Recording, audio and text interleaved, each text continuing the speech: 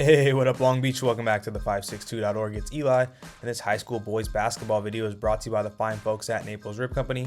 All of our Lakewood coverage this year is sponsored by JP Crawford, and all of our Poly coverage this year is sponsored by Bryson. Thank you to all of our sponsors.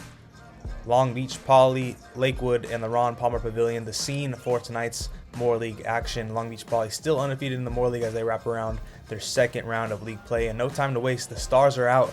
They're all here in the black and white for Lakewood and Poly. Let's get things going. Lakewood kept this a close game in the first quarter with some great defensive plays, turned into points down the court, some big men getting involved early as Raphael Johnson for Lakewood, and on the other end, Jonas Aware for Poly, both in on some early opportunities down in the paint for either team. Aware just seems to open every game as the opening act for Poly. Tonight was no different. He had 6 of his 16 points in the first quarter. Definitely a tone setter down in the paint, able to pick up a lot of those rebounds, get some second chance opportunities for the Jackrabbits.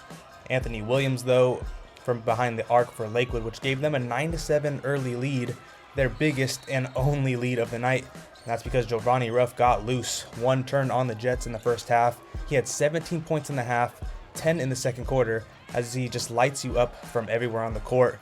Three-pointers, mid-rangers, layups, and dunks. Just such a rhythm to his game. It makes you wonder, how can a Ruff be so smooth? The McDonald's All-American nominee and Cal signee putting his Jackrabbits well over a double-digit lead here as we head into the half. As you see, Ruff, it didn't matter how many Lancers you put in front of him.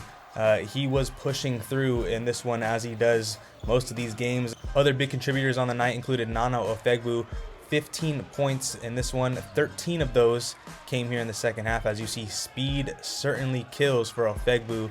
Definitely leans on that speed inside of the lane, and it also kills when you have a jumper on you.